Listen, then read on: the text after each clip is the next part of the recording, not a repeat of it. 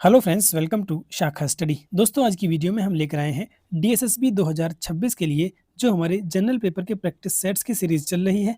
इसमें आज हमारा 52वां प्रैक्टिस सेट है। इससे पहले 51 प्रैक्टिस सेट हमने ऑलरेडी अपलोड कर दिए हैं। आई होप कि ये प्रैक्टिस सेट आपके लिए इनफ है आपकी समझ को बनाने के लिए कि आपका जो डीएसएसबी का जनरल पेपर होता है वो आपका कैसा होता है और किस लेवल के क्वेश्चन उसमें पूछे जाते हैं। आपने सभी क्वेश्चन पेपर यानी प्रैक्टिस सेट जो है अगर नहीं देखे हैं तो इस वीडियो के डिस्क्रिप्शन में आपको लिंक मिल जाएगा प्लेलिस्ट का, जहां पर जाकर आप सभी प्रैक्टिस सेट्स को देख सकते हैं और यहां से अपना फ़ायदा उठा सकते हैं। वीडियो के डिस्क्रिप्शन में आपको लिंक मिल जाएगा जिसमें डीएसएसबी प्रैक्टिस सेट के नाम से ही आपकी प्लेलिस्ट है, जिसमें सारे सारे के सारे प्रैक्टिस सेट्स को हमने अपलोड कर दिया है। जैसा कि आप जानते हैं कि इन प्रैक्टिस सेट्स में हम ओनली 50 क्वेश्चंस लेते हैं। जो मेन पेपर होता है उसमें आपके 100 क्वेश्चंस पूछे जाते हैं, लेकिन यहाँ पर हमने सिर्फ 50 क्वेश्चन लिए हैं जिससे कि आपके जो पांचों सब्जेक्ट हैं ये आपके रिवाइज भी होते रहें और जो टाइम है वो भी यहाँ पर ज़्यादा ना लगे। हमारी कोशिश रहती है कि विद इन 1 आवर इस प्रैक्टिस सेट को यहाँ पर इन 50 क्वेश्चंस को कंप्लीट किया जाए। और इन प्रैक्टिस सेट में जो पांचों सब्जेक्ट आपके पूछे जाते हैं, हिंदी, इंग्लिश, मैथ, रीजनिंग और जीएस, इनके हमने यहाँ पर 10-10 क्वेश्चंस ले लिए हैं। तो चलिए चलते हैं अपने फर्स्ट वाले सेक्शन पर जो आपका general intelligence and reasoning ability है। इसके हमको यहाँ पर 10 क्वेश्चंस देखने हैं। सबसे पहला है आपका, यहाँ पर देखिए, in a certain code language film को ये लिखा जाता है। ठीक है, क्या दिया है, फिल्म को लिखा जाता है आपका 4, 5, 6, 9 और उसके अलावा माइल MILE को लिखा जाता है 2, 4, 6, 5। इसने पूछा है कि एफ के लिए कोड बताइए क्या होगा। तो ऐसे क्वेश्चन में हमने आपको बताया था कि जो कॉमन है उनको हम हटा देते हैं। जैसे यहाँ पर देखिए आई कॉमन है तो आई हटा दिया, एल कॉमन है एल हटा दिया, एम कॉमन है एल हटा दिया। अब सामने जो कोड है उसमें से भी हम ऐसा ही करते हैं। 4 कॉमन है 4 को हटा दिया, 5 कॉमन है 5 को हटा दिया, 6 कॉमन है तो 6 को हटा दिया। अब यहाँ पर देखिए वर्ड में आपका एफ बचा है, यानी वर्ड में से लेटर एफ बचा है और नंबर में 9 बचा है। इसका मतलब सीधा सीधा ये हो गया कि एफ का जो कोड है वो आपका 9 हो जाएगा। और यहाँ पर आपसे ई का भी कोड पूछ सकता था, तो ई का कोड आपका यहाँ पर 2 हो जाएगा। ठीक है, ई का कोड क्या है आपका 2 हो जाएगा। तो इस तरह से यहाँ पर आंसर आपका क्या होगा, एफ का पूछा है तो एफ का कोड आपका 9 हो जाएगा। ऑप्शन नंबर डी करेक्ट हो जाएगा। चलते हैं क्वेश्चन नंबर 2 पर। क्वेश्चन नंबर 2 आपके सामने ये रहा। Each letter of the word jumbled is arranged in English alphabetical order. How many letters are there in English alphabetical series between the third letter from the left and the third letter from the right. ठीक है, अब जो नया cluster बनेगा, देखिए ये क्या है, जम्बल्ड है। इसने कहा है कि इनको अगर इंग्लिश अल्फाबेटिकल ऑर्डर में अरेंज किया जाए तो सबसे पहले देखिए क्या है, जे आपका 10 होता है, यू 21 होता है, एम 13 होता है, बी आपका 2 है, एल 12 है, ई 5 है और डी आपका 4 है। तो इनको हम अरेंज करते हैं। तो सबसे पहले सबसे छोटा आएगा यानी कि 2 नंबर, 2 के बाद आपका यहाँ पर क्या है 4 है, फिर आपका 5 है, उसके बाद आपका 10 है, फिर 12 है, फिर 13 है और फिर आपका 21 है। ठीक है, तो इसने कहा है, इसने क्या कहा है, इसने बोला है कि बाएं से तीसरा और दाएं से तीसरा। तो बाएं से तीसरा अगर देखें तो ये है आपका, और दाएं से तीसरा अगर देखें तो ये है। इसने कहा कि इन दोनों के बीच में कितने जो लेटर्स हैं वो यहाँ पर आएंगे। तो देखिए 5 से लेकर 12 के बीच में कितने आ जाएंगे। तो देखिए अगर आप डायरेक्टली 12 में से 5 को माइनस करेंगे तो आंसर आपका 7 आएगा, लेकिन 7 नहीं, आंसर आपका 6 होगा। क्यों 6 होगा, देखिए 5 नंबर पर आपका क्या होता है, ई होता है, और 12 पर आपका क्या होता है, एल होता है। ठीक है, तो अब देखिए ई से आया एफ, जी, एच, आई, जे और के। तो अब यहाँ पर इनको आप गिन सकते हैं। ये क्या है आपका, ये आपका एफ है, ई के बाद एफ है। ठीक है, तो 1, 2, 3, 4, 5, 6 यहाँ पर आपका क्या है, सही आंसर आ जाएगा। 7 जब आता, जब ये पूछता कि मतलब जो पहला है उससे अगर हमें इस पर पहुंचना है तो हमें कितने लेटर आगे जाना पड़ेगा, तो 7 आ जाता। लेकिन इसने इन दोनों के बीच में पूछा तो हम ई को भी और एल को भी दोनों को हटा देंगे और फिर हम बीच के बताएंगे। तो यहाँ पर आपका जो आंसर है 6 आ जाएगा। ऑप्शन नंबर सी करेक्ट हो जाएगा। चलते हैं क्वेश्चन नंबर 3 पर। क्वेश्चन नंबर 3 आपके सामने ये रहा। इसने कहा है कि if all the numbers are removed from the series, अगर इस सीरीज से सभी नंबरों को हटा दिया जाए, रिमूव कर दिया जाए। ठीक है, ये देखिए, तो हम नंबर्स को यहाँ पर हटा देते हैं। ये नंबर है, ये नंबर है, ये नंबर है, ये नंबर है, ये नंबर है, और बस आपके जो नंबर्स हैं वो यहाँ पर रिमूव हो चुके हैं। तो how many such letters will be there which are immediately preceded by a letter. ठीक है, यानी कि लेटर से पहले लेटर आना है, and immediately followed by a symbol, और उसके बाद में कोई सिंबल आना है। कोई भी सिंबल हो सकता है, मैंने सिर्फ ये यहाँ पर आपको बताने के लिए लिख दिया है कि मतलब लेटर से पहले लेटर आएंगे, 2 लेटर एक साथ और फिर एक सिंबल, ये हमको देखना है। तो चलिए देखते हैं। तो 2 लेटर एक साथ कहाँ पर आ रहे हैं, पहले हमको वो देखना है। तो 2 लेटर यहाँ पर नहीं है, यहाँ पर भी नहीं है, क्योंकि सिंबल बीच में है, यहाँ पर भी नहीं है। देखिए यहाँ पर 2 लेटर एक साथ हैं। ठीक है, लेकिन 2 लेटर एक साथ आने के बाद एक सिंबल आना चाहिए, लेकिन यहाँ पर BL के बाद N आ रहा है, तो हम इसको नहीं लेंगे। अब हम अगर L और N को लें, L और N को लें तो उसके बाद देखिए एक सिंबल हमें यहाँ पर देखने को मिल रहा है, तो L, N और म्यू, इसको म्यू बोलते हैं। तो ये क्या हो जाएगा, हमारा एक ही यहाँ पर ऐसी सीरीज़ मिलेगी जहाँ पर 2 लेटर एक साथ होंगे और उसके बाद में एक सिंबल यहाँ पर मिल जाएगा। तो ओनली 1 जो होगा वो आपका यहाँ पर करेक्ट आंसर हो जाएगा, ऑप्शन नंबर सी बिल्कुल सही होगा। चलते हैं क्वेश्चन नंबर 4 पर। क्वेश्चन नंबर 4 आपके सामने ये रहा। In a certain code language EMIT, क्या EMIT को लिखा जाता है 96, ये बिल्कुल ऐसा ही क्वेश्चन है जैसा हमने क्वेश्चन नंबर 1 किया है। और उसके बाद MITY को क्या लिखा जाता है, MITY को लिखा जाता है 3589। इसने पूछा है कि Y का कोड क्या होगा, यानी कि Y का कोड यहाँ पर आपको बताना है क्या होगा। तो इसमें भी सेम वही करना है। देखिए M कॉमन है, हटा दिया, I कॉमन है, हटा दिया, T कॉमन है, हटा दिया। यहाँ पर देखिए 9 कॉमन है, उसके अलावा 5 कॉमन है और 8 कॉमन है, तो इनको हमने हटा दिया। अब लेटर में देखते हैं, यहाँ पर E बचा है, यहाँ पर 6 बचा है, तो E का कोड हमारा 6 हो जाएगा। और नीचे देखिए Y बचा है और यहाँ पर 3 बचा है, तो Y का कोड आपका 3 हो जाएगा। ऑप्शन नंबर ए आपका बिल्कुल सही हो जाएगा। चलते हैं क्वेश्चन नंबर 5 पर। क्वेश्चन नंबर 5 आपके सामने ये रहा। ये देखिए क्या है, ये आपका अरेंजमेंट से लिया गया है, यानी कि यहाँ पर जो 6 फ्लोर होते हैं और उसमें आपको बताना है कि कौन से फ्लोर पर कौन बैठा है। तो हम पहले फ्लोर बना लेते हैं, 1 2 3 4 5 और 6। अब जो इसने बोला है बस वही करते चलेंगे और आंसर हमारा आ जाएगा। ये कह रहा है कि only 2 people live between Q and R, Q और R के बीच में केवल 2 लोग रहते हैं। तो अभी यहाँ से कुछ भी क्लियर नहीं हो रहा है कि कहाँ पर Q और R को कहाँ बैठाएं, तो इसको छोड़कर हम आगे बढ़ते हैं। Only 2 people between J and P, यहाँ से भी कुछ क्लियर नहीं है। Only 1 person between I and P, यहाँ से भी कुछ क्लियर नहीं है। I live on the floor number 1, तो एक चीज़ यहाँ पर हमें क्या है क्लियर हुई है कि आई जो है वो आपका फर्स्ट फ्लोर पर रहता है।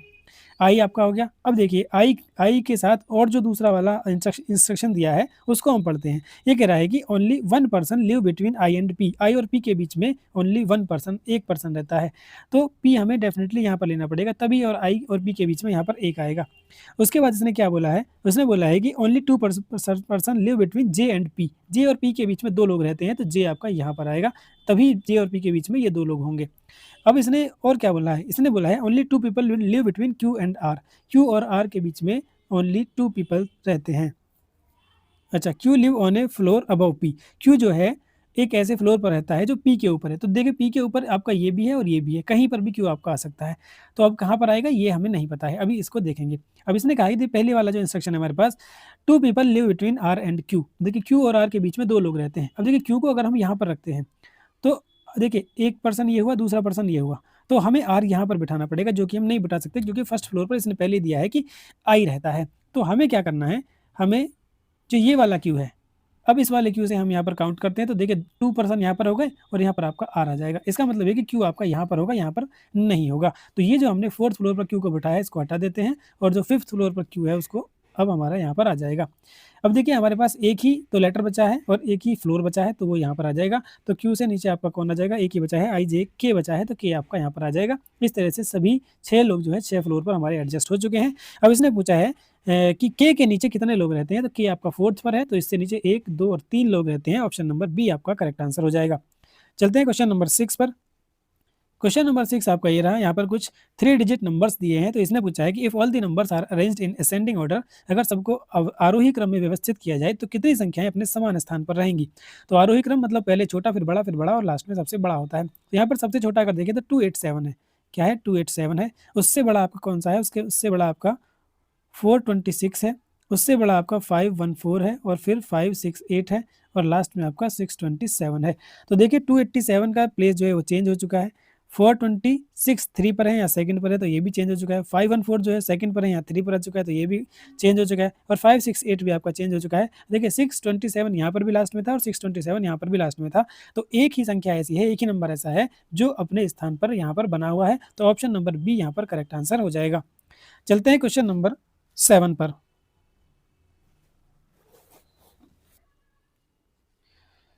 क्वेश्चन नंबर 7 आपके सामने ये रहा, C is the mother of D. ठीक है, तो जो बोला है वही करते हुए चलते हैं। सी क्या है, मदर है डी की, C is the mother of D, D is the sister of X, D क्या है, सिस्टर है एक्स की। Y is the father of Z, तो अभी जेड का कुछ नहीं पता है। Z is the husband of X, अच्छा जेड जो है वो एक्स का हस्बैंड है, यानी कि एक्स मेल होगा और एक्स फीमेल होगी और जेड जो है वो मेल होगा। अब इसने कहा था कि Z is the husband of X, Z husband of X है, और Y is the father of Z, Y क्या है, जेड का फादर है, Y is the father of Z. अब इसने क्या बोला है बताइए कि how Y is related to C, Y जो है वो सी से किस प्रकार संबंधित है। तो वाई सी से, तो सी के संबंध में वाई बताना है। तो देखिए सी की बेटी है और ये इसकी बहन है, तो ये भी सी की क्या हुई, बेटी हुई, और ये इसका हस्बैंड हुआ। तो सी की बेटी के हस्बैंड के पिता, यानी कि सी की बेटी के ससुर है। सी जो वाई जो है वो सी की बेटी के ससुर है। तो बेटी के हस्बैंड का पिता, यानी कि हो जाएगा तो पुत्री के पति के पिता पे। हाँ, ऑप्शन नंबर 4 जो है वो आपका यहाँ पर करेक्ट आंसर हो जाएगा, फादर ऑफ डॉटर्स हस्बैंड, बिल्कुल सही हो जाएगा। चलते हैं क्वेश्चन नंबर 8 पर। क्वेश्चन नंबर 8 आपके सामने ये रहा, A B C D E F G are sitting around a circular table. A B C D जो है वो एक सर्कुलर टेबल के अराउंड बैठे हुए हैं। तो चलिए सर्कुलर टेबल हम यहाँ पर बना लेते हैं। तो सर्कुलर टेबल आपकी ये रही, ए बी सी डी ई, यानी कि 7 लोग हैं, 1 2 3 4 5 6 7 लोग हमने यहाँ पर बैठा लिए हैं। सेंटर की ओर फेस कर रहे हैं, कोई बात नहीं। E sit second to the right of F, E जो है वो E sit second to the right of F, तो ई जो है एफ के राइट में सेकंड नंबर पर बैठा हुआ है। हम अगर मान लें कि एफ यहाँ पर है, तो ई कहाँ हो जाएगा, ई आपका यहाँ पर हो जाएगा सेकंड नंबर पर राइट में, ठीक है, क्योंकि सेंटर की ओर मुंह है तो राइट इसका इधर होगा। अब बात करते हैं नेक्स्ट, इसने क्या बोला है, इसने बोला है B sit third to the left of E, B जो है ई के लेफ्ट में, ई के लेफ्ट में थर्ड पर बैठा है, तो बी आपका यहाँ जाएगा। उसके बाद इसने बोला है G is the immediate neighbour of A and E, G जो है वो ए और ई का इमीडिएट नेबर है। तो इसका मतलब ये हुआ कि जी को हम यहाँ पर नहीं रख सकते, क्योंकि यहाँ पर रखेंगे तो ई का तो नेबर ही हो जाएगा, लेकिन यहाँ पर एफ है, जबकि हमें किस किस का नेबर बताना है, इसको ई और ए का नेबर बताना है। इसका मतलब ये हुआ कि जी को हम यहाँ पर बिठा देंगे और ए आपका यहाँ आ जाएगा, क्योंकि जी जो है वो ए और ई दोनों का इमीडिएट नेबर है, यानी बिल्कुल पड़ोस में बैठा हुआ है। उसके बाद इसने कहा कि D sit to the immediate left of E, D आपका यहाँ बैठा है इमीडिएट लेफ्ट ऑफ ई। अब एक ही आपका पर्सन बचा है और एक ही यहाँ पर प्लेस बचा है, तो उसको हम यहाँ पर बैठा देंगे। अब कौन बचा है, ए बी सी बचा है, तो सी आपका यहाँ जाएगा। इसने पूछा क्या है, what is the position of C with respect to B, तो बी के रिस्पेक्ट में सी की पोजीशन क्या है। तो देखिए क्योंकि सेंटर की ओर मुंह है, तो ये इसके इमीडिएट लेफ्ट में बैठा हुआ है, टू इमीडिएट लेफ्ट। हाँ बिल्कुल सही, ऑप्शन नंबर डी जो है वो आपका यहाँ पर करेक्ट आंसर हो जाएगा। चलते हैं क्वेश्चन नंबर 9 पर। क्वेश्चन नंबर 9 आपके सामने ये रहा, यहाँ भी क्या है, A B C D E F and G are sitting around a circular table, यहाँ पर भी ये क्या है, सर्कुलर टेबल के अराउंड बैठे हुए हैं। तो आपको बताना है, जो जो बोला है वही करते हुए चलते हैं। तो यहाँ भी 7 लोग हैं, 1 2 3 4 5 6 7। तो देखते हैं इसने क्या क्या बोला है। पहले इसने कहा है कि C B sit third to the left of D, B जो है वो डी के लेफ्ट में थर्ड नंबर पर बैठा हुआ है। मान लीजिए डी आपका कहाँ है, डी आपका यहाँ है, तो बी आपका यहाँ हो जाएगा, थर्ड टू द लेफ्ट बोला है, ठीक है, तो थर्ड नंबर पर हो गया लेफ्ट में। उसके बाद इसने बोला है C sits second to the left of B, C जो है वो बी के लेफ्ट में सेकंड नंबर पर है, सी जो है, तो सी आपका कहाँ जाएगा, यहाँ आ जाएगा। उसके बाद इसने कहा है कि F is the immediate neighbour of G, F is the immediate neighbour of G, तो एफ और G, F is the immediate neighbour of G, ये इसने बोला है, यानी कि एफ और जी जो है वो आपके बिल्कुल पास पास में होंगे। तो अब देखिए पास पास में होने का मतलब ये है कि दो दो जगह जो है वो हमें एक साथ चाहिए, तो यहाँ पर बची हुई है दोनों, तो यहीं पर ये बैठ सकते हैं। अब या तो आपका एफ यहाँ होगा, जी यहाँ होगा, या फिर ये जी यहाँ और एफ यहाँ भी हो सकता है, G and B. F is the immediate neighbour of, F is the immediate neighbour of B and G. अच्छा, तो इसने ये बोल दिया है कि एफ जो है बी और जी का इमीडिएट नेबर है, यानी कि एफ बीच में होगा, जी आपका यहाँ हो जाएगा और बी आपका यहाँ हो जाएगा। ये पोजीशन हमारे यहाँ पर फिक्स होती है। E is not an immediate neighbour of B, E जो है वो बी के पास नहीं बैठेगा, ई यहाँ पर नहीं होगा, तो ई आपका एकमात्र जो जगह बची है वो यहाँ पर बैठ जाएगा। अब कौन बचा है उसको यहाँ पर बैठा देंगे, तो हमारा ए बचा हुआ है, तो ए आपका यहाँ हो जाएगा। अब इसने पूछा है कि जी के संबंध में ए का स्थान क्या है, जी के संबंध में ए का स्थान क्या है। तो जी आपका कहाँ है, जी आपका ये रहा और ए आपका ये रहा। तो अब लेफ्ट से देखें या राइट से देखें, तो अगर लेफ्ट से देखते हैं, जी के संबंध में ए का स्थान पूछा है, अगर लेफ्ट से हम देख रहे हैं तो third to the left, third to the left है, ठीक है, तो ऑप्शन नंबर ए आपका यहाँ पर सही हो जाएगा। और अगर राइट से देखें तो 1 2 3 4, फोर्थ टू द राइट है, तो फोर्थ टू द राइट यहाँ पर कोई ऑप्शन नहीं है, तो थर्ड टू द लेफ्ट ही आपका यहाँ पर करेक्ट आंसर हो जाएगा। ऑप्शन नंबर 1 बिल्कुल सही होगा। चलते हैं क्वेश्चन नंबर 10 पर। क्वेश्चन नंबर 10 आपके सामने ये रहा, if each letter of the word factory is arrange in English alphabetical order. तो यहाँ पर भी क्या है, देखिए इंग्लिश अल्फाबेटिकल ऑर्डर में इसको अरेंज करना है। तो F6 होता है, A1 होता है, C3 होता है, T20 है, O आपका 15 है, R 18 है और Y आपका 25 है। इनको देखिए अल्फाबेटिकल ऑर्डर में अरेंज करना है, यानी कि अगर हम बात करें तो इनको असेंडिंग ऑर्डर में अरेंज करना है। तो 1 यहाँ जाएगा, 3 यहाँ होगा, उसके बाद 6 है, फिर आपका 15 है, 15 के बाद 18 है, 18 के बाद 20 और फिर 25। तो इसने पूछा है कि how many letters will remain in the same position. तो सेम पोजीशन पर देखिए, ये नहीं है, ये नहीं है, ये नहीं है, ये भी नहीं है, ये भी नहीं है, ये भी नहीं है। एक ही आपके पास जो लेटर है वो आपका सेम पोजीशन पर है, जो ये आपका वाई है। ठीक है, तो वाई आपका 25 पर ही रहेगा। चाहे तो आप इसको अल्फाबेटिकल ऑर्डर में लिखिए या फिर आपको फैक्ट्री वर्ड को देख लीजिए। तो ऑप्शन नंबर डी जो होगा वो आपका यहाँ पर करेक्ट आंसर हो जाएगा। अब चलिए चलते हैं अपने नेक्स्ट सेक्शन पर। रीजनिंग के 10 क्वेश्चन हमारे यहाँ पर कंप्लीट हो चुके हैं। नेक्स्ट सेक्शन अपना जनरल अवेयरनेस का है, इसके भी 10 क्वेश्चन देखेंगे। फर्स्ट क्वेश्चन आपके सामने ये रहा, विच of the following article in the constitution of India provide equality of opportunity in matters of public employment.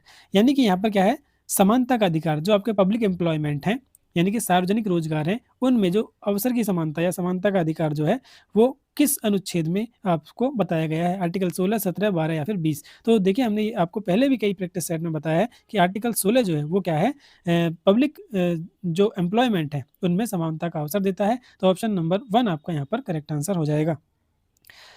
Article 17 की अगर बात करें तो आर्टिकल 17 आपका क्या है, अबॉलिशन ऑफ अनटचेबिलिटी, यानी कि जो आपके छुआछूत है उसका उन्मूलन करता है, उसको प्रोहिबिट करता है। ये क्वेश्चन अभी अभी आपका जो यूपीएसआई का एग्जाम हुआ था उसमें भी पूछा गया था। आर्टिकल 17 मतलब आर्टिकल 17 नहीं, उसमें पूछा गया था कि अनटचेबिलिटी जो है, जो छुआछूत है, वो आपकी कौन से आर्टिकल में है। तो आर्टिकल नंबर 17 क्या है, अबॉलिशन ऑफ अनटचेबिलिटी। ठीक है, आर्टिकल 12 की अगर बात करें तो आर्टिकल 12 यहाँ पर क्या करता है, टर्म स्टेट को, संघ की परिभाषा को यहाँ पर ये बताता है। और आर्टिकल 20 जो है वो जो अपराधों के लिए दोष सिद्धि है उसके संबंध में प्रोटेक्ट करता है, उसको प्रोटेक्ट करता है। यानी इसका मतलब क्या है, प्रोटेक्ट करने का, दोष सिद्धि को प्रोटेक्ट करने का। इसका मतलब ये है कि अगर एक क्राइम किया है किसी ने तो उसको एक ही सजा मिलेगी, एक क्राइम के लिए 2 सजा नहीं मिल सकती है। ठीक है, तो इस तरह से ये आपके चारों ऑप्शन हमने यहाँ पर बता दिए हैं। आंसर आपका यहाँ पर पूछा था अवसर की समानता, तो ऑप्शन नंबर ए आर्टिकल 16 यहाँ पर करेक्ट हो जाएगा। तो आर्टिकल 16 जो है वो आपका यहाँ पर करेक्ट आंसर होगा। क्वेश्चन नंबर 2 पर चलते हैं। क्वेश्चन नंबर 2 आपके सामने ये रहा, the Poona pact. Poona pact जो है 1932 was signed between which of the following leaders. Poona pact जो है देखिए बहुत ही फेमस पैक्ट था ये। और सबसे पहले तो ये है कि ये कब साइन हुआ था, तो ये हुआ था आपका 24 सितंबर। एग्जैक्ट डेट अगर आपसे पूछे 24 सितंबर 1932 को। ठीक है, किस किस के बीच में, तो अंबेडकर और गांधी जी के बीच में। कहाँ गया, अंबेडकर और गांधी जी। ऑप्शन नंबर 3 में देखिए ये है, गांधी जी और अंबेडकर के बीच में ये जो है हस्ताक्षरित हुआ था, साइन हुआ था। कहाँ पर हुआ था ये भी आपसे कई बार पूछ लिया जाता है। तो उस समय जो महात्मा गांधी थे वो पुणे की यरवदा जेल में थे, पुणे की यरवदा जेल में। तो वहीं पर ये जो पैक्ट है वो साइन हुआ था। तो ये पूना पैक्ट था क्या, तो इसके अकॉर्डिंग क्या किया था, जो उस टाइम के वायसराय थे, गवर्नर जनरल थे लॉर्ड विलिंगटन, उनके समय में एक कम्युनल अवार्ड जो है उसको बनाया गया। यानी कि दलितों के लिए ये घोषणा की गई। उस समय का जो प्रधानमंत्री था वो था आपका रामसे मैकडोनल्ड। ठीक है, रामसे मैकडोनल्ड, उसने जो डिप्रेस्ड क्लास है यानी कि दलितों के लिए अलग से निर्वाचन मंडल की मांग यहाँ पर कर दी थी। अलग से निर्वाचन मंडल जो आपका सेपरेट इलेक्टोरेट के बारे में घोषणा कर दी थी। तो इसका गांधी जी को जब पता चला तो उन्होंने इसका विरोध किया और पुणे की यरवदा जेल में ही उन्होंने आमरण अनशन शुरू कर दिया था। ठीक है, आमरण अनशन जो है वो शुरू कर दिया था, क्योंकि गांधी जी को ऐसा लगता था कि अगर दलितों के लिए अलग से निर्वाचन मंडल की यहाँ पर घोषणा हो जाएगी तो जो हिंदू कम्युनिटी है वो 2 भागों में पूरी तरह से बट जाएगी। ठीक है, क्योंकि एक तरफ तो बाकी सारे हिंदू होंगे और दूसरी तरफ क्या है, दलित लोग हो जाएंगे। तो इसलिए गांधी जी वहाँ पर आमरण अनशन पर बैठे और आमरण अनशन पर बैठे तो जो बी आर अम्बेडकर थे वो उनसे मिलने गए और मिलने के बाद काफ़ी लंबी बातचीत हुई और फिर जो ये अलग से उन्होंने जो दलितों के लिए जो पृथक निर्वाचन मंडल की मांग थी उसको यहाँ पर छोड़ दिया। और उसके एवज में फिर क्या हुआ, उसके एवज में क्या हुआ, जो आरक्षित विधान मंडल में जो आरक्षित जो रिजर्व्ड सीट थी दलितों के लिए उसको 71 से बढ़ाकर 148 कर दिया। और फिर अलग से जो इलेक्टोरल जो सेपरेट इलेक्टोरेट की मांग हो रही थी उसको यहाँ पर हटा दिया गया था। ठीक है, तो ये बात आप याद रखेंगे कि ये जो किसके बीच हुआ था, गांधी जी और बी आर अम्बेडकर के बीच में हुआ था 1932 में। और साइन कब हुए थे, 24 सितंबर 1932 को पुणे की यरवदा जेल में। तो ऑप्शन नंबर सी आपका यहाँ पर करेक्ट आंसर हो जाएगा। चलते हैं क्वेश्चन नंबर 3 पर। क्वेश्चन नंबर 3 आपके सामने रहा, after the revolt of 1857 which of the following administrative change was made by the British. 1857 के विद्रोह के बाद अंग्रेजों द्वारा निम्नलिखित में से कौन सा प्रशासनिक परिवर्तन किया गया था। तो गवर्नर जनरल के स्थान पर निर्वाचित भारतीय प्रतिनिधि की एक परिषद स्थापित की गई थी, जी नहीं। The British crown took direct control over Indian administration from the East India Company. जी हाँ, ये बात आपकी यहाँ पर बिल्कुल सही है। जब 1857 का विद्रोह हुआ तो 1858 में जो भारत सरकार अधिनियम के माध्यम से सत्ता जो है ईस्ट इंडिया कंपनी से क्राउन को ट्रांसफर कर दी गई थी। यानी कि पहले ईस्ट इंडिया कंपनी ही उसको चला रही थी, लेकिन बाद में सीधा ब्रिटिश क्राउन के पास उसको स्थानांतरित कर दिया गया था। तो ऑप्शन नंबर बी जो है वो आपका यहाँ पर एकदम करेक्ट हो जाएगा। चलते हैं क्वेश्चन नंबर 4 पर। क्वेश्चन नंबर 4 आपके सामने ये रहा। According to literary tradition specifically Vishakhadatta Devi Chandraguptam, how did Chandragupta second ascend the Gupta throne. ये कह रहा है कि साहित्यिक परंपराओं विशेष रूप से जो विशाखदत्त का देवी चंद्रगुप्तम है उसके अनुसार चंद्रगुप्त द्वितीय ने गुप्त सिंहासन पर को कैसे प्राप्त किया, यानी उस पर वो कैसे बैठे। तो देखिए, आप सभी जानते हैं कि चंद्रगुप्त द्वितीय ने अपने भाई, जिनका नाम क्या था, उनका भाई था रामगुप्त, उसकी हत्या कर दी थी। ठीक है, और उनकी जो विधवा थी, विधवा थी जिसका नाम था ध्रुव देवी, उसके साथ विवाह कर लिया और फिर क्या है वो सिंहासन पर बैठे थे। तो ये क्या है यहाँ पर देखिए, ऑप्शन नंबर 4 में दिया हुआ है, अपने बड़े भाई रामगुप्त की हत्या करके उनकी विधवा ध्रुव देवी से विवाह करके वो सिंहासन पर बैठे थे। कौन? चंद्रगुप्त द्वितीय। तो ऑप्शन नंबर डी जो है वो आपका यहाँ पर करेक्ट आंसर हो जाएगा। चलते हैं क्वेश्चन नंबर 5 पर। क्वेश्चन नंबर 5 आपके सामने ये रहा। What is the most important source of information regarding the Mauryan period. Maurya काल के संबंध में जानकारी का सबसे महत्वपूर्ण स्रोत जो है वो क्या है? संगम साहित्य है, वैदिक ग्रंथ है, बौद्ध जातक है, या फिर अशोक के शिलालेख है। तो देखिए, आप सभी जानते हैं कि मौर्य काल की जो सबसे अधिक जानकारी है जो उसके सबसे महत्वपूर्ण स्रोत है वो आपके अशोक के शिलालेखों से ही हमें प्राप्त होती है। तो ऑप्शन नंबर डी जो है वो आपका यहाँ पर एकदम करेक्ट आंसर हो जाएगा। चलते हैं क्वेश्चन नंबर 6 पर। क्वेश्चन नंबर 6 आपके सामने ये रहा। गोम्बेट्टा, a traditional form of puppet threat, belong to which state। गोयम्बट्टा कठपुतली नाटक का एक पारंपरिक रूप है। ये किस राज्य से संबंधित है? कर्नाटक, आंध्र प्रदेश, उड़ीसा या फिर गोवा। तो ये क्या हो जाएगा आपका? कर्नाटक। ऑप्शन नंबर ए जो है वो आपका यहाँ पर बिल्कुल करेक्ट आंसर हो जाएगा। अच्छा, कर्नाटक का जो सबसे महत्वपूर्ण जो नृत्य है उसके बारे में बताइए, वो क्या है? तो वो है आपका यक्षगान। बहुत बार आपका क्वेश्चन में पूछा गया है अलग अलग एग्जाम्स में। आंध्र प्रदेश का क्या है? आपका कुचिपुड़ी है। ठीक है, कुचिपुड़ी है। उड़ीसा का ओडिसी है। और गोवा जो है, गोवा का यहाँ पर क्या है? तो गोवा का दखनी। कभी कभी इसको देखनी भी लिखा जाता है। ठीक है, तो दखनी देखनी जो भी आए आप उसी को टिक करना है। दखनी हुआ, फुगड़ी हुआ या फिर कुनबी हुआ, ये 2-3 एक जैसे हैं, फुगड़ी या फिर कुनबी। ठीक है, तो ये कहाँ के हैं? ये आपके गोवा के हैं। यहाँ पर पूछा था आपका गोम्बेट्टा के बारे में, तो ये आपका कर्नाटक का हो जाएगा। ऑप्शन नंबर ए आपका करेक्ट हो जाएगा। क्वेश्चन नंबर 7 पर चलते हैं। Question number 7 है, according to Article 77(1) of the Indian Constitution, every executive action of the Government of India shall be expressed to be taken in the name of dash। भारतीय संविधान के अनुच्छेद 77(1) के अनुसार भारत सरकार की प्रत्येक कार्यकारी कार्यवाही डैश के नाम से डैश के नाम पर की गई मानी जाएगी। अच्छा, कि किसने की है, वो किसने किया है, वो किसके नाम पर मानी जाएगी? तो भारत के प्रधानमंत्री नहीं, भारत के उपराष्ट्रपति नहीं, भारत के वित्त मंत्री नहीं, वो मानी जाएगी आपकी प्रेसिडेंट ऑफ इंडिया के नाम पर। ऑप्शन नंबर डी आपका यहाँ पर करेक्ट आंसर हो जाएगा। क्वेश्चन नंबर 8 पर चलते हैं। The anti defection law which was included by 52nd constitutional amendment act 1985 is found in which of the following. दल बदल विरोधी कानून जिसे 52वें संवैधानिक संशोधन अधिनियम 1985 द्वारा शामिल किया गया था, निम्नलिखित में से किस में पाया जाता है? मतलब किस अनुसूची में इसको ऐड किया गया था?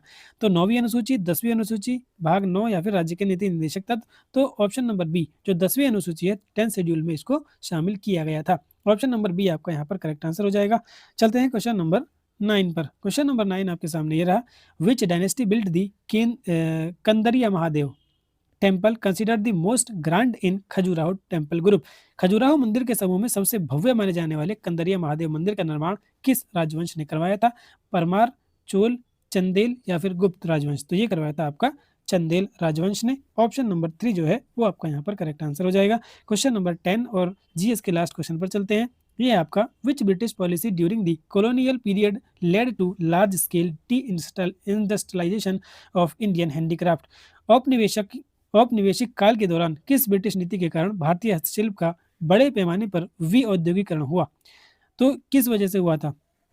Industrial licensing system, free trade policy या फिर प्रोटेक्शनिस्ट टैरिफ पॉलिसी या फिर इंपोर्ट सब्सटीट्यूशन पॉलिसी। तो ये किसके कारण हुआ था? तो ये है आपका यहाँ पर जो आपकी फ्री ट्रेड पॉलिसी है उसके कारण हुआ था। फ्री ट्रेड पॉलिसी का मतलब क्या है कि जो भारत निर्मित वस्तुएं होती थी, भारत में बनी हुई वस्तुएं हैं उन पर भारी भरकम जो है टैक्स वसूला जाता था, और जो ब्रिटिश मेड थिंग्स होती थी, जो ब्रिटिश में बनी हुई चीज़ें होती थी, उनको इन्होंने टैक्स फ्री कर दिया था, तो वो सस्ती लोगों को मिलती थी। इसलिए फिर क्या हुआ, जो भारत की चीज़ें थी, उनका लार्ज स्केल पर डी इंडस्ट्रियलाइजेशन हुआ। इसलिए जो विदेशी चीज़ें थी, उनका यहाँ पर ज़्यादा आवागमन हुआ और उनकी भी बिक्री यहाँ पर ज़्यादा होनी शुरू हो गई। तो इस तरह से आपके यहाँ पर 10 क्वेश्चन यहाँ पर कंप्लीट हो जाते हैं जीएस के। अब चलते हैं अपने नेक्स्ट सेक्शन पर, जिसके भी हमको यहाँ पर 10 क्वेश्चंस करने हैं। नेक्स्ट सेक्शन है आपका मैथमेटिकल एंड न्यूमेरिकल एबिलिटी। तो फर्स्ट क्वेश्चन इसका क्या है, चलिए देखते हैं। फर्स्ट क्वेश्चन आपके सामने ये रहा, study the graph given and answer the question below. The following bar graph shows the number of boys and girl participating in different school club, find the total number of student in science and music club. तो यहाँ पर देखिए क्या है, bar graph हमें दिया हुआ है। यहाँ पर 4 क्लब दिए हैं, science club, maths club, music club और स्पोर्ट्स क्लब। और देखिए जो ब्लू लाइन है वो आपकी बॉयज़ को यानी लड़कों को रिप्रेजेंट करती है, और जो ये आपकी दूसरी लाइन है ये आपकी गर्ल्स को यानी लड़कियों को रिप्रेजेंट करती है। लेकिन यहाँ पर हमसे सिर्फ पूछा क्या है, इसने पूछा है कि टोटल स्टूडेंट्स यानी बॉयज़ और गर्ल दोनों को मिक्स यहाँ पर बताना है, क्योंकि स्टूडेंट में बॉयज़ और गर्ल दोनों आ जाते हैं। साइंस और म्यूजिक सिर्फ 2 क्लब हमें लेने हैं, तो साइंस क्लब ये रहा, म्यूजिक क्लब आपका ये रहा। तो इनके टोटल स्टूडेंट्स को हमें क्या है यहाँ पर, इनको यहाँ पर ऐड कर लेना है। देखिए साइंस क्लब के टोटल स्टूडेंट की बात करें तो 40 और 35 आपके 75 हो जाते हैं। उसके अलावा जो म्यूजिक क्लब है, अब देखिए 25 है और 45 है, तो इसमें 25 ऐड करेंगे 100 हो जाएगा, और 145 हमारा जो है वो यहाँ पर टोटल स्टूडेंट हो जाएंगे साइंस और म्यूजिक क्लब के दोनों के। ऑप्शन नंबर डी आपका यहाँ पर करेक्ट आंसर हो जाएगा। चलते हैं क्वेश्चन नंबर 2 पर। क्वेश्चन नंबर 2 आपके सामने ये रहा, at what annual rate of interest will a principal of 1200 yield 900 as simple interest in 5 years.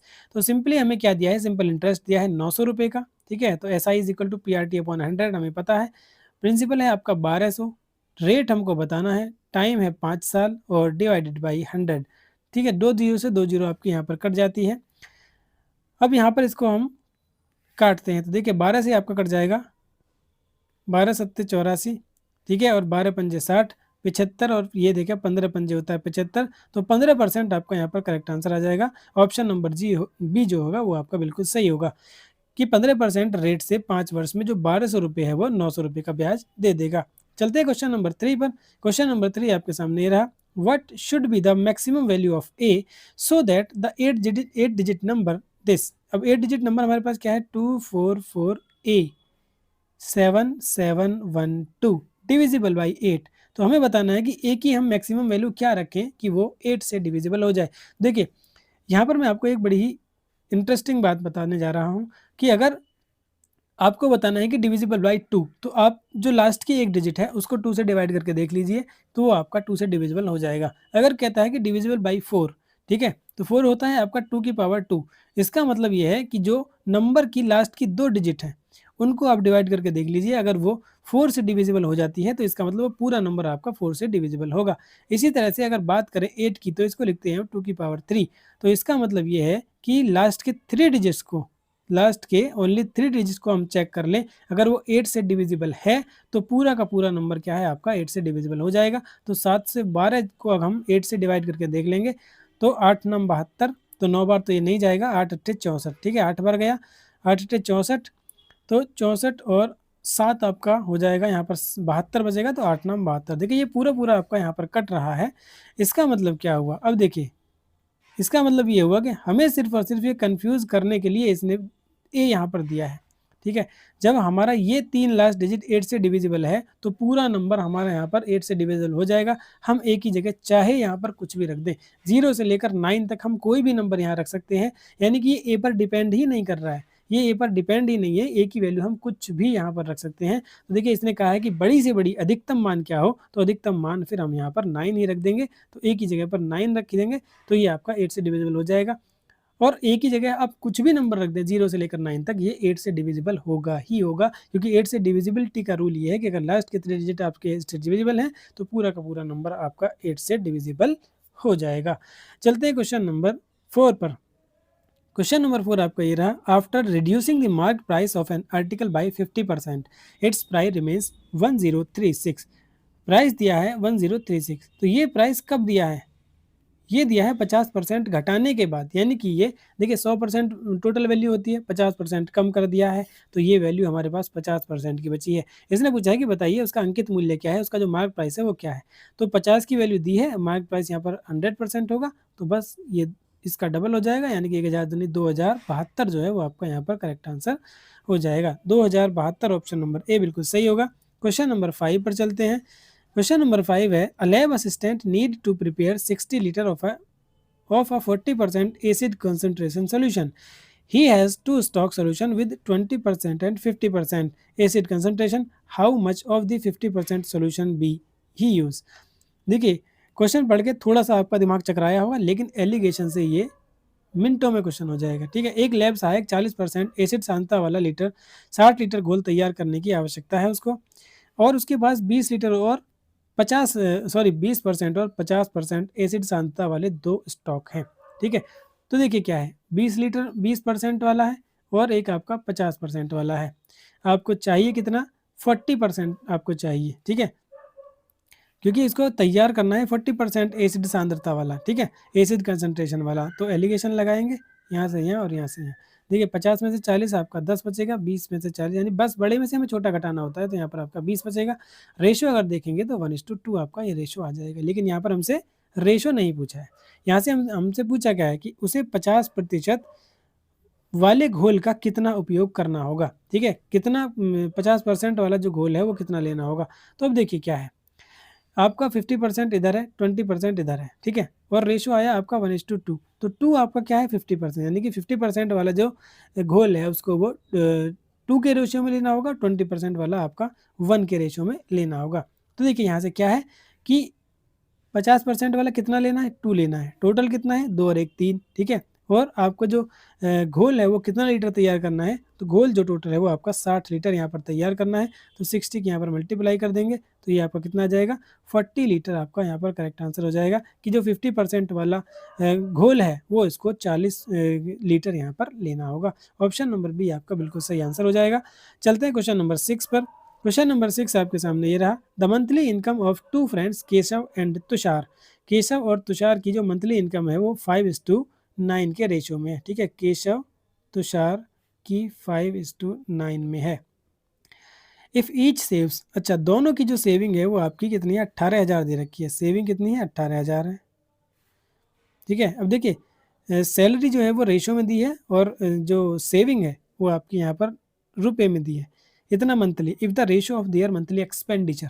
ठीक है, एक्सपेंडिचर का रेशो अगर 2:4 है, तो बताइए कि केशव की जो मंथली इनकम है वो यहाँ पर कितनी होगी। तो देखिए 3 चीज़ें हैं, क्या है, एक तो आपकी हो जाएगी क्या, सैलरी।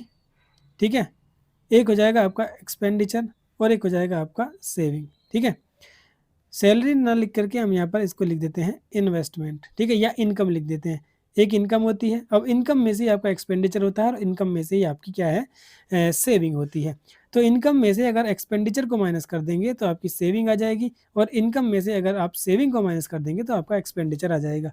जैसे एक बहुत छोटा सा एग्जांपल, मान लीजिए आपकी इनकम 100 रुपये थी, आपने उसमें से 40 रुपीज़ जो है वो खर्च कर दिए, तो आपका एक्सपेंडिचर 40 हुआ, तो सेविंग कितनी हुई आपकी, 60 यहाँ पर सेविंग हो गई। अगर आपकी इनकम 100 होती और आपको दिया होता कि सेविंग आपकी 60 है, तो एक्सपेंडिचर कितना होता, एक्सपेंडिचर 40 हो जाता। तो सिंपली इसी को हमें यहाँ पर यूज़ करना है। देखिए कैसे यूज़ करेंगे, इसने हमें बताया है कि जो इनकम है उस आपकी 5:9 के रेशियो में। अब क्योंकि देखिए अगर सब कुछ रेशियो में होता तो हम इजीली सॉल्व कर लेते, तो इसने दिया है आपका क्या, रुपए में दे दी है सेविंग जो है, तो यहाँ पर हम इसको क्या मान लेंगे, 5x मान लेंगे। केशव की इनकम को 5x मान लिया और जो तुषार की इनकम है उसको 9x मान लिया। अब टोटल इनकम में से हम अगर सेविंग को माइनस कर दें तो हमारा क्या आ जाएगा, एक्सपेंडिचर आ जाएगा। ठीक है, तो देखिए 5x क्या है, 5x आपकी केशव की इनकम है और सेविंग कितनी है उसकी, 18,000 है। सेविंग 18,000 है। नीचे क्या आ जाएगा आपका, तुषार की सैलरी, और उसकी भी सेविंग को माइनस कर देंगे तो हमारे पास क्या आ जाएगा, देखिए इनकम में से सेविंग को माइनस करेंगे तो एक्सपेंडिचर आ जाएगा। ठीक है, और एक्सपेंडिचर का रेशो हमें ऑलरेडी दिया हुआ है 2:4, इसको हम काट के 1:2 भी लिख सकते हैं। ठीक है, तो 1/2 आ जाएगा। बस अब इसको सॉल्व कर लेंगे और आंसर हमारा आ जाएगा। इसको इधर 2 से मल्टीप्लाई करेंगे तो आ जाएगा 10x और 18 दूनी 36,000, 10x minus 36,000 is equal to 9x minus 18,000। ठीक है, अब देखिए ये क्या है आपका, 10x में से 9x माइनस होगा तो x और इज इक्वल टू इधर कितना हो जाएगा आपका, ये 18,000 आ जाएगा। एक्स की वैल्यू आपकी 18,000 आ चुकी है। अब हमने क्या मानी थी, केशव की जो सैलरी है वो 5x मानी थी, तुषार की जो सैलरी है वो 9x मानी थी। हमसे पूछी किसकी है, केशव की मासिक आय पूछी है, तो 18 पंजे 90,000 जो होगा वो आपका यहाँ पर करेक्ट आंसर हो जाएगा। ऑप्शन नंबर ए बिल्कुल सही होगा। अगर आपसे तुषार की ये यहाँ पर सैलरी पूछता तो क्या हो जाती, 9 × x यानी कि 18 निम्मा 162, 1,62,000 जो है वो आपके यहाँ पर सही हो जाता। तो चलिए चलते हैं अपने क्वेश्चन नंबर 7 पर। क्वेश्चन नंबर 7 आपके सामने ये रहा, Vipul invest 56,000 in a bank at compound interest compounded annually if the rate was 10% for first year and 11% for the second year. Find the compound interest earned in 2 years. अब बताइए कि compound interest जो है वो 2 साल में कितना कमाए। तो देखिए इसके दो तरीके हैं, चाहे तो पहले आप इसका क्या है, इन दोनों इंटरेस्ट का एक इंटरेस्ट निकाल लीजिए, या फिर आप दोनों को क्या है पहले अमाउंट निकाल लेंगे और अमाउंट निकाल करके फिर अमाउंट में से 56,000 को माइनस कर देंगे तो हमारा ब्याज आ जाएगा। तो देखिए किसी भी मेथड से आप कीजिए, 56,000 पहले साल कितनी बढ़ी, 10% बढ़ी, 10% कितने में बढ़ी, 100% पे बढ़ी, यानी कि 110/100 होगा। दूसरे साल कितनी बढ़ी, 11% बढ़ी, तो 111/100 हो जाएगा। ठीक है, अब देखिए एक जीरो से एक जीरो कटी, अब ये 3 जीरो बची, तो 3 जीरो से 3 जीरो हमारे यहाँ पर कट जाती है। बस अब हमें यहाँ क्या करना है, यहाँ पर सिर्फ और सिर्फ मल्टीप्लाई करनी है और आंसर आपका यहाँ पर आ जाएगा। तो आंसर हमारा कितना आ रहा है, जब आप इसकी मल्टीप्लाई करेंगे तो आंसर हमारा आ रहा है 68376। ठीक है, सॉरी 68376 जो है ये आपका क्या आ जाएगा, ये आपका अमाउंट आएगा। ठीक है, लेकिन हमें बताना है क्या, इंटरेस्ट बताना है। तो अमाउंट इतना आया, प्रिंसिपल इतना था, तो इसमें से हम 56,000 माइनस कर देंगे। 56,000 जब माइनस करेंगे तो 673, ये आपका लास्ट में 3 डिजिट कहाँ पर है, देखिए ये रही आपकी 376। तो ऑप्शन नंबर बी जो होगा वही आपका करेक्ट आंसर हो जाएगा। एक तरीका तो ये है। दूसरा क्या है, आपके पास पहला जो इंटरेस्ट है वो 10% है, दूसरा जो है वो 11 है, तो क्या हो जाएगा 10 × 11 डिवाइडेड बाई 100। तो ये देखिए 21 तो ये हुआ, और ये आपका कितना बचेगा, 0 से 0, और यहाँ पर 1.1 यानी कि 22.1। तो 56,000 में हम 122.1 की मल्टीप्लाई कर देंगे। ठीक है, और डिवाइडेड बाई 100, यहाँ से भी क्या है आपका अमाउंट जो है वो इतना आएगा, और फिर इसमें से हम 56,000 को माइनस करेंगे तो कितना है आपका, ये कितना आ रहा है 12,336 रुपये आपका यहाँ पर जो कंपाउंड इंटरेस्ट है 2 साल का वो आ जाएगा। तो ऑप्शन नंबर बी यहाँ पर सही होगा। क्वेश्चन नंबर 8 पर चलेंगे। क्वेश्चन नंबर 8 आपका ये रहा, find the arithmetic mean of the observation. तो अरिथमेटिक मीन में क्या है, जितनी भी ऑब्जर्वेशन दी हुई है उनका सम करना है और नंबर ऑफ ऑब्जर्वेशन से डिवाइड कर देना है। जब आप इनका यहाँ पर सम करेंगे तो देखिए कितना आएगा, अर्थात 16 16 16 और 8 24 32 32 और 6 38 38 और 6 44 44 और 3 आपका 47 का 7 आ जाएगा। ठीक है, और जब आप इसको ऐड कर दें 4 और 6 15 15 और 6 21 और 4 25 25 और 6 31 और 2 33 और 6 39 39 और 8 39 और 8 47 47 और 9 आया आपका 56। 5 6 7 जो है वो इनका टोटल आ गया। और ये टोटल कितने नंबर हैं, टोटल आपके 1 2 3 4 5 6 7 8 9 नंबर है। तो 9 से डिवाइड करेंगे तो आपका क्या है, अर्थमेटिक मीन हमारा यहाँ पर आ जाएगा। तो 9 से देखिए डिवाइड करते हैं, 9 छिक्का 54, 6 बार हुआ 27 बचा, 9 तिया 27, 63 जो होगा वो आपका यहाँ पर करेक्ट आंसर आ जाएगा। क्वेश्चन नंबर 9 पर चलते हैं। क्वेश्चन नंबर 9 आपके सामने ये रहा। ठीक है, तो यहाँ पर देखिए पाई चार्ट दिया हुआ है, इसको हमें बताना है कि कितना आंसर आएगा। तो देखिए क्या है, एसयूवी, अच्छा डिस्ट्रीब्यूशन ऑफ एफ 5 कंपनियों द्वारा 2024 में निर्मित एसयूवी कारों की कुल संख्या 15,000 है। ठीक है, अब बताइए इसने पूछा क्या है, इसने पूछा कि कंपनी सी द्वारा कितनी एसयूवी बनाई गई। कंपनी सी द्वारा, तो कंपनी सी यहाँ से हमें पता चलेगा कि कौन से कलर को रिप्रेजेंट करता है। तो सी जो है आपका, देखिए यहाँ पर थोड़ा जूम करके मैं आपको दिखाता हूँ, सी आपका ग्रीन कलर को रिप्रेजेंट कर रहा है, यानी कि 17% को ग्रीन आपका रिप्रेजेंट कर रहा है। टोटल आपका 100% है। ठीक है, तो बस अब इजीली सॉल्व हो जाएगा। कंपनी सी का 17% है डिवाइडेड बाई 100, और टोटल कितना है 15,000 है। टोटल आपका कितना है 15,000 एसयूवी बनाई गई, तो 2 जीरो से 2 जीरो खत्म हो जाएगी। अब 15 की 17 में जब हम यहाँ पर मल्टीप्लाई करते हैं तो कितना आंसर आता है आपका 255 आता है, और एक जीरो बची हुई है, तो 2550 जो होगा वो आपका यहाँ पर ऑप्शन सी बिल्कुल सही हो जाएगा। चलते हैं क्वेश्चन नंबर 10 और मैथमेटिक्स के लास्ट क्वेश्चन पर। सिंप्लीफाई करना है इसको। ठीक है, देखिए अच्छा क्वेश्चन है। सिंप्लीफाई करने के लिए आपको यहाँ पर स्क्वायर रूट और स्क्वायर की नॉलेज होगी तो आप इजीली इस क्वेश्चन को कर पाएंगे। सबसे पहले है आपके सामने 1089, तो इसका क्या है, आपको स्क्वायर रूट पता होना चाहिए, यानी कि ये किसका स्क्वायर है ये आपको अगर पता नहीं होगा तो फिर प्रॉब्लम होगी। तो देखिए ये जो है आपका ये 33 का स्क्वायर होता है। ठीक है, ये कैसे पता करेंगे आप, देखिए 30 का स्क्वायर जो होता है वो आपका 900 होता है, तो 900 से ये थोड़ा सा ज़्यादा है। ठीक है, और यूनिट डिजिट आपकी क्या है, 9 है। तो अगर हम 31 करेंगे तो यूनिट डिजिट 1 आएगी स्क्वायर करने पर, 32 करेंगे तो यूनिट डिजिट आपकी 4 आएगी, और लेकिन 33 करेंगे तो यूनिट डिजिट आपकी 9 आ जाएगी। तो इस तरह थोड़ा आप अंदाजे से भी इसको यहाँ पर सॉल्व कर सकते हैं। तो यहाँ पर इसकी जगह क्या आ जाएगा, आपका 33 आ जाएगा। अब 33 में 991 हमें ऐड करना होगा। 991 जब हम ऐड करेंगे तो 4 आएगा, 9 और 3 12 और आपका 10, 1024। अब इसका रूट लग जाएगा। तो ये किसका रूट होता है, तो देखिए क्या है, ये 1089 था, 33 का रूट। अब इससे जस्ट पहले ये आपका एक स्क्वायर है, परफेक्ट स्क्वायर है। अब ये कैसे पता चला कि परफेक्ट स्क्वायर है, तो भाई ये आपको प्रैक्टिस करनी पड़ेगी। 30-40 तक के स्क्वायर्स तो आप कम से कम देख सकते हैं। ठीक है, तो 1024 क्या है आपका, किसका, 32 का हो जाता है, 32 का हो जाता है। तो यहाँ पर इन दोनों की जगह पर टोटल क्या आ जाएगा, हमारे पास 32 आ जाएगा। अब 32 में हमें 697 और ऐड करना है, कितना, 32 में, तो 7 की जगह लास्ट में 9 आएगा, और 9 और 3 आपका 12, और ये आ जाएगा 7। ठीक है, 729। अब इसका रूट, तो ये तो आप सभी जानते हैं, ये आपका 27 का रूट होता है। तो यहाँ तक की जो वैल्यू है वो हमारे पास 27 आ गई। ठीक है, अब देखिए मैं इसको थोड़ा सा इरेज करके क्लियर करता हूँ। यहाँ तक की जो वैल्यू हमारे पास आ गई वो 27 आ चुकी है, और 27 को हम इसमें ऐड करेंगे तो 7 और 2 9, 4 और 2 6। ठीक है, उसके बाद 1 और 3, 1369। ये अब आप किसका रूट होगा, ये किसका स्क्वायर रूट होगा।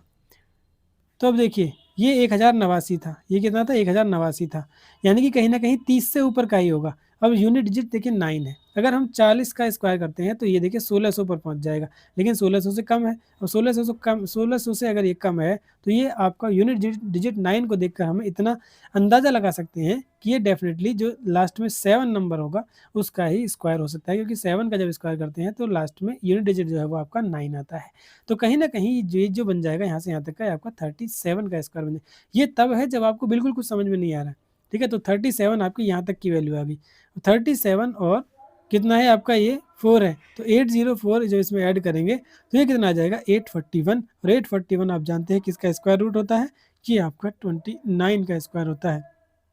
ठीक है, क्योंकि 9 का स्क्वायर करते हैं तो यूनिट डिजिट 1 आता है, और ये देखिए 900 से कम है। 30 का स्क्वायर हमने बताया था 900 होता है, तो ये 900 से एक मतलब थोड़ा कम है, तो ये 29 का ही स्क्वायर रूट यहाँ पर हो सकता है। तो आंसर जो फाइनल इसका होगा ऑप्शन नंबर ए बिल्कुल करेक्ट हो जाएगा। तो इस टाइप के क्वेश्चन को करने के लिए आपको स्क्वायर और स्क्वायर रूट की जानकारी होना बहुत ज़रूरी है। चलिए चलते हैं अपने इस तरह 10 क्वेश्चन तो आपके कंप्लीट हो जाते हैं। अब इंग्लिश वाला सेक्शन आता है, इंग्लिश लैंग्वेज के भी आपको यहाँ पर 10 क्वेश्चंस करने होंगे। फर्स्ट क्वेश्चन आपके सामने ये रहा, part of the sentence are given below while the first part is correct place. First part जो है वो एकदम करेक्ट है, उसको आपको नहीं छेड़ना है। बाकी जो PQRS हैं उनको आपको देखना है कि वो कहाँ पर आएगा। ये कह रहा है कि global warming is a pressing issue. Global warming एक प्रेसिंग इशू है, बिल्कुल सही बात है। दैट अफेक्ट वाइल्ड लाइफ, जो वाइल्ड लाइफ को अफेक्ट कर रहा है, बिल्कुल सही बात है। And leading to rising sea level and natural habitat. अच्छा, तो देखिए यहाँ पर हम अगर कनेक्ट करना चाहें कि ग्लोबल वार्मिंग जो है वो एक प्रेसिंग इशू है, उसके बाद जो अफेक्ट करता है वाइल्ड लाइफ को एंड नेचुरल हैबिटेट को, तो यहाँ पर सीधा सीधा हमें दिख रहा है कि सबसे पहले तो आपका पी आएगा कि ग्लोबल वार्मिंग जो है किस किस को अफेक्ट कर रहा है, वाइल्ड लाइफ को और आपका किसको, नेचुरल हैबिटेट्स को। तो पी के बाद आपका आर आएगा। तो देखिए एक ही ऑप्शन में है, ऑप्शन नंबर डी आपका यहाँ पर करेक्ट हो जाएगा। उसके बाद आएगा आपका due to melting ice caps, QS। उसके बाद आएगा आपका लीडिंग टू, अच्छा P, global warming is a pressing issue leading to rising sea level. Okay, global warming की वजह से क्या हो रहा है कि जो सी लेवल है वो राइज हो रहा है, और उसके अलावा ड्यू टू, उसकी वजह क्या है, उसकी वजह है मेल्टिंग आइस, जो आइस है वो आपकी मेल्ट हो रही है। अच्छा, यानी कि यहाँ पर क्यू आएगा, उसके बाद आपका एस आएगा। ठीक है, और उससे फिर क्या हो रहा है, जब आपका जो सी लेवल जो बढ़ रहा है उससे क्या अफेक्ट हो रहा है, उससे आपकी वाइल्ड लाइफ जो है वो अफेक्ट हो रही है और जो नेचुरल हैबिटेट है वो भी यहाँ पर अफेक्ट हो रहा है। तो क्यू एस के बाद आपका पी आर आ जाएगा, क्यू एस पी आर जो होगा वो आपका यहाँ पर करेक्ट आंसर होगा। ऑप्शन नंबर सी आपका यहाँ पर बिल्कुल सही हो जाएगा। क्वेश्चन नंबर 2 पर चलते हैं। यहाँ पर भी क्या है, फर्स्ट पार्ट अपनी जगह पर एकदम सही है, बाकी जो 4 पार्ट्स हैं वो आपको यहाँ पर देखने हैं।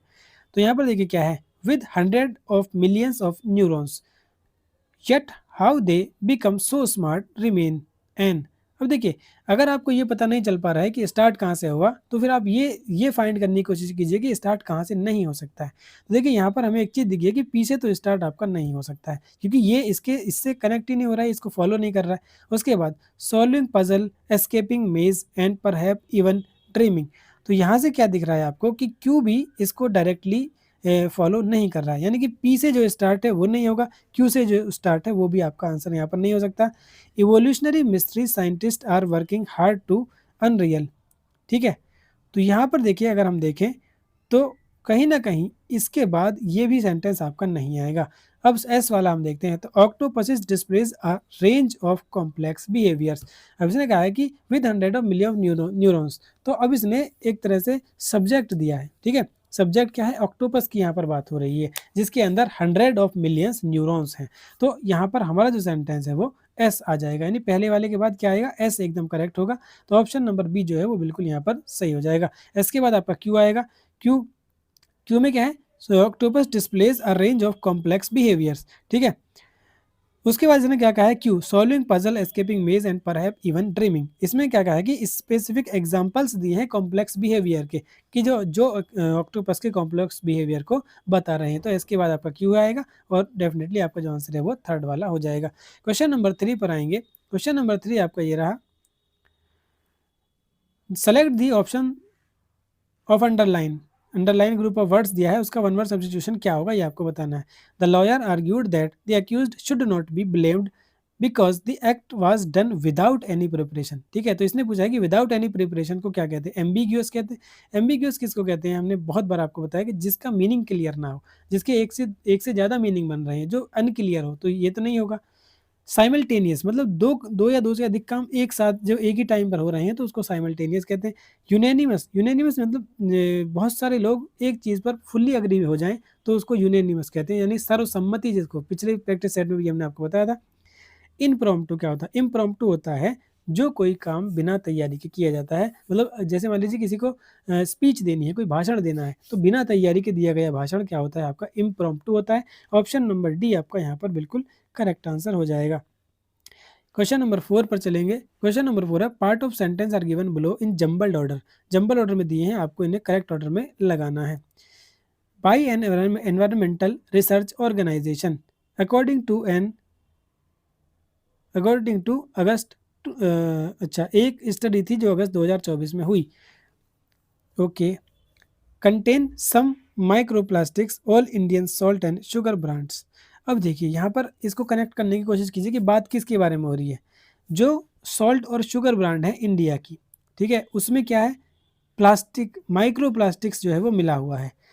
ये स्टडी में पता चला है, जो किसने की थी, एनवायरमेंटल रिसर्च ऑर्गेनाइजेशन ने। तो अब इसको देखिए कैसे कनेक्ट करते हैं।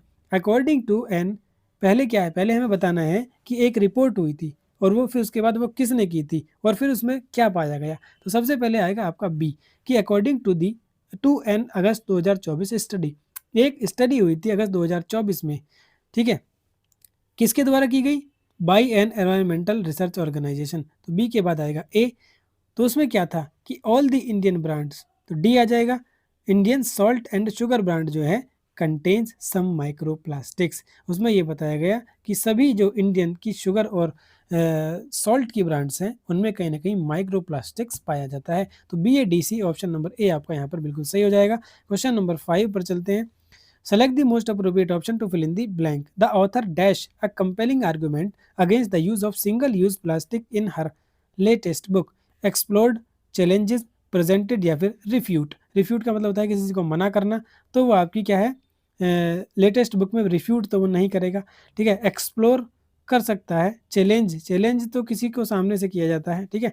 तो प्रेजेंट, जब भी देखिए बात यहाँ पर आर्ग्यूमेंट की हो, ठीक है, बात जब भी किसी आर्ग्यूमेंट की हो या फिर या फिर किसी एविडेंस की हो, एविडेंस को दिखाने की बात हो, तो उसके लिए हम यूज़ करते हैं प्रेजेंट, यानी आर्गुमेंट को प्रेजेंट किया या एविडेंस को प्रेजेंट किया। तो ऑप्शन नंबर सी जो है वो आपका यहाँ पर एकदम करेक्ट आंसर होगा।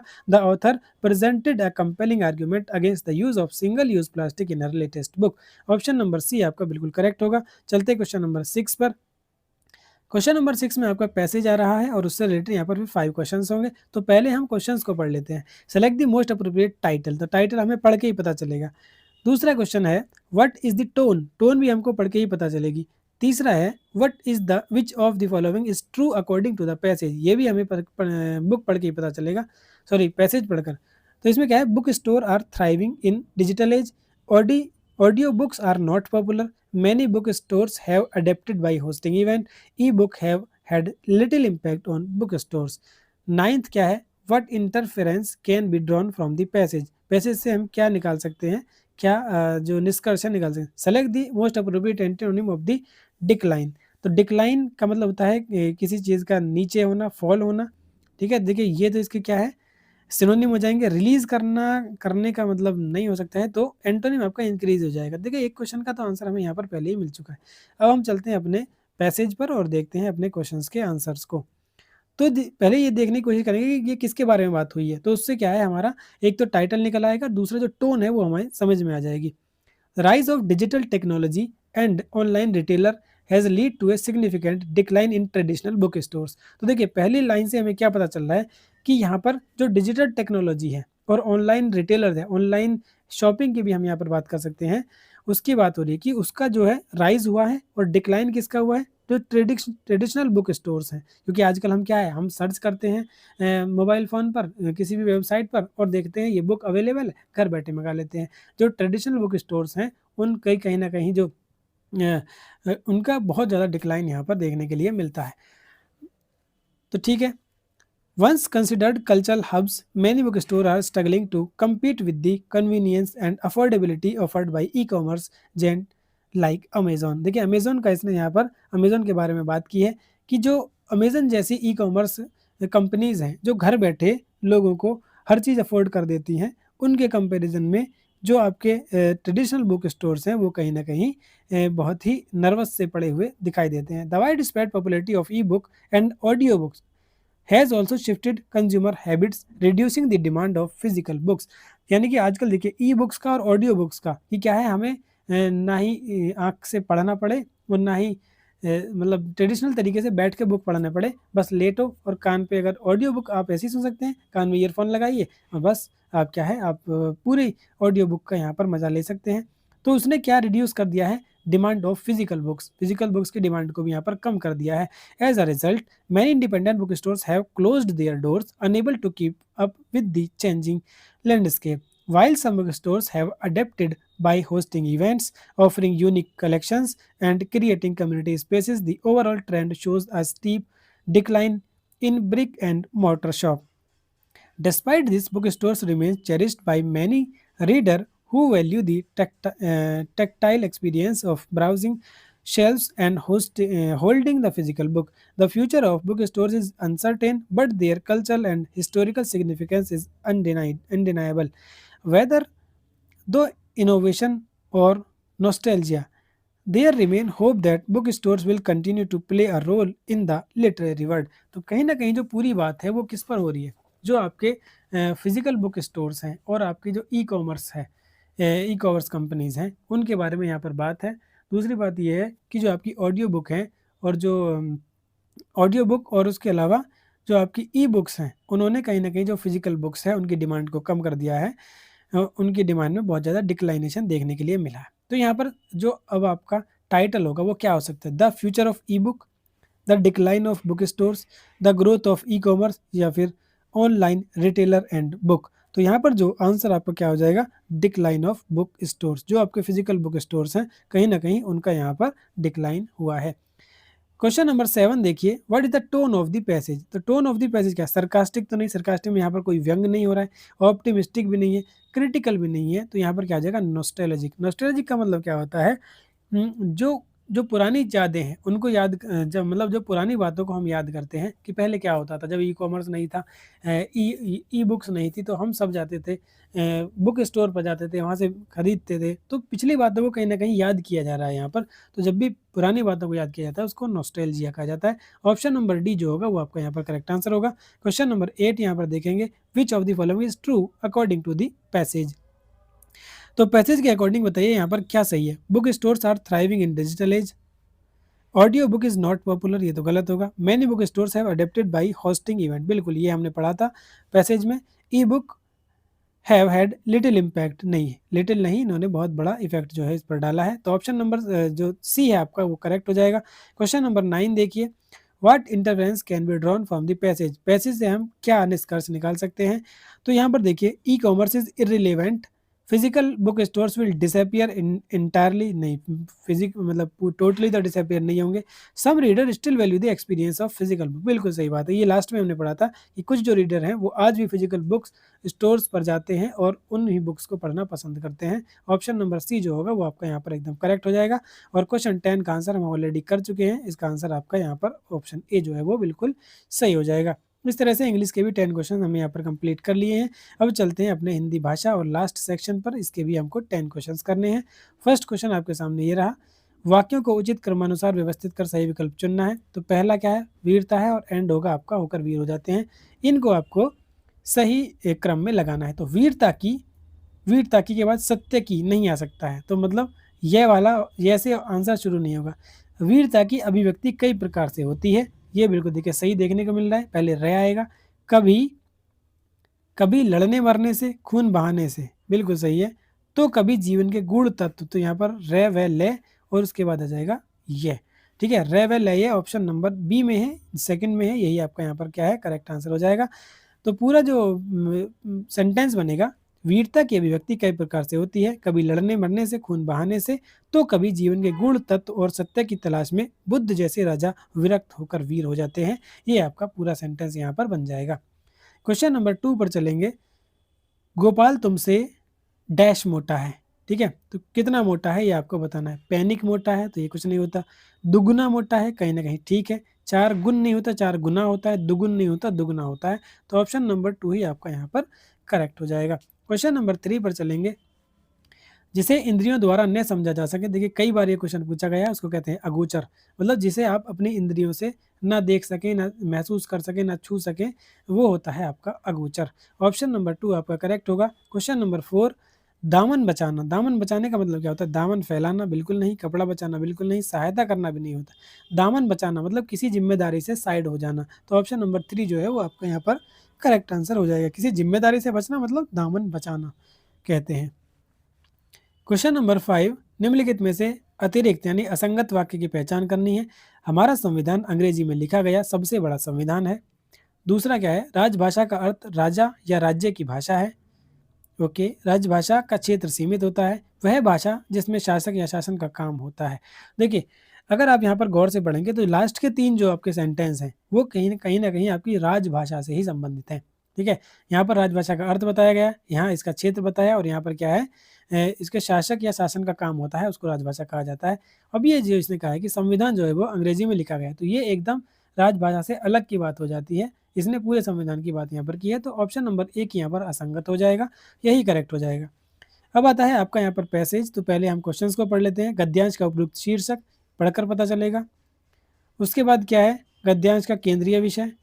तीसरा क्या है, अक्षय का विलोम, तो अक्षय का विलोम होता है आपका क्षय, ठीक है, इसका तो आंसर ऐसे ही आ जाएगा। क्वेश्चन नेक्स्ट है, निम्नलिखित में कौन सा शब्द जीवन का पर्यायवाची नहीं है। जीवन का पर्यायवाची प्राण भी है, जान भी है, चैतन्य भी है, विश्व नहीं है। तो देखिए दो आंसर तो आपके ऐसे ही हो गए। लास्ट क्या है, अपराजय का अर्थ जिसे जीता ना जा सके, बिल्कुल। देखिए 3 क्वेश्चन के आंसर आपके बिना पैसेज को पढ़े हुए आ चुके हैं, इसलिए आप पैसेज को करने से पहले हमेशा उसके क्वेश्चंस को करेंगे, तो कई क्वेश्चन आपके ऐसे ही हो जाते हैं। इंग्लिश वाले में हमने देखा था एंटोनिम सिनोनिम जो वाला जो पूछता है वो क्वेश्चन अक्सर आपका बिना पैसेज को पढ़े हुए ही हो जाता है। तो अगर आपके पास देखिए डीएसएसबी का पेपर है, टाइम की किल्लत होती है बहुत ज़्यादा, तो इसलिए आप अगर पैसेज को स्किप करना चाह रहे हैं तो उसके क्वेश्चन को एक बार ज़रूर देख लें, क्योंकि क्वेश्चन में 1-2 क्वेश्चन आपका जो वोकैबुलरी से होता है उसको डायरेक्टली आप कर सकते हैं अगर आपकी वो समझ में आ जाता है। अब देखते हैं हमारे 1-2 क्वेश्चन बचे हैं, उनको भी यहाँ पर करते हैं। तो पैसेज पढ़ लेते हैं। हिंदी साधारण जनता की भाषा है, जनता के लिए ही उसका जन्म हुआ था और जब तक वह अपने को जनता के काम की चीज़ बनाए रखेगी, जनहित में आत्मबल का संचार करती रहेगी, तब तक उसे किसी से डर नहीं है। वह भीतरी अपराजेय शक्ति के बल पर और लोक सेवा के महान व्रत के कारण बढ़ी हुई है। यदि मूल शक्ति के स्रोत को भूल नहीं गई, तो निस्संदेह अधिकाधिक शक्तिशाली होती जाएगी। उसका कोई कुछ बिगाड़ नहीं सकता। हिंदी ने अनेक विरोधाभासों का सामना किया है, विरोधाभासों के संघर्षों के बीच पली है और उसे जन्म के समय से ही मार डालने की कोशिश की गई थी, परंतु वह मरी नहीं, क्योंकि उसकी जीवन शक्ति का अक्षय स्रोत जनता ही है। वह किसी राजशक्ति की उंगली पकड़कर यात्रा तय करने वाली भाषा नहीं है, अपने आपकी भीतरी शक्ति से महत्वपूर्ण आसन पर अधिकार करने वाली अद्वितीय भाषा है। तो गद्यांश के लिए सबसे पहले हमें शीर्षक बताना है। तो देखिए, हिंदी भाषा के बारे में ही बात यहाँ पर हो रही है। तो क्या हो जाएगा? हिंदी और अन्य भाषा, हिंदी बोली, हिंदी का लोक साहित्य या हिंदी भाषा की शक्ति। तो ऑप्शन नंबर 4 जो है वो यहाँ का एकदम अप्रोप्रिएट होगा, क्योंकि इन्होंने क्या बताया, हिंदी के बारे में बताया कि हिंदी जो है ऐसी भाषा नहीं है कि वो किसी के दबाने से दब जाएगी या मिटाने से मिट जाएगी। तो ये हिंदी भाषा की शक्ति की यहाँ पर बात हो रही है। क्वेश्चन नंबर 7 देखते हैं, गद्यांश का केंद्रीय विषय क्या होगा?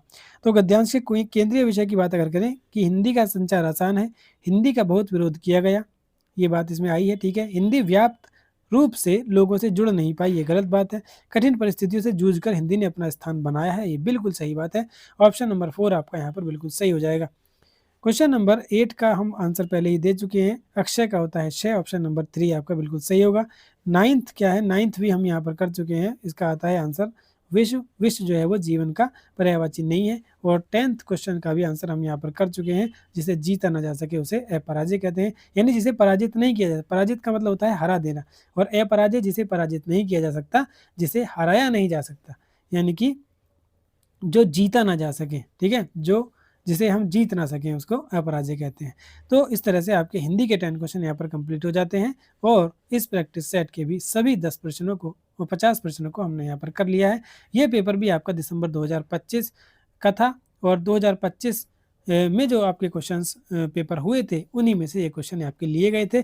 आई होप कि ये प्रैक्टिस सेट आपको पसंद आया होगा। अगर आपको पसंद आया तो वीडियो को लाइक करें, चैनल को सब्सक्राइब करें और अपने दोस्तों के साथ शेयर करें। देखिए, अपने ग्रुप्स में, टेलीग्राम ग्रुप हो या फिर व्हाट्सएप ग्रुप हो, जो भी बच्चे डीएसएसबी के किसी भी एग्जाम की तैयारी कर रहे हैं, आप इस वीडियो को उन तक जरूर पहुंचा दें, क्योंकि ये उनके बहुत ही ज़्यादा काम आने वाली है। मिलते हैं नेक्स्ट वीडियो में नेक्स्ट प्रैक्टिस सेट के साथ। तब तक के लिए बाय बाय।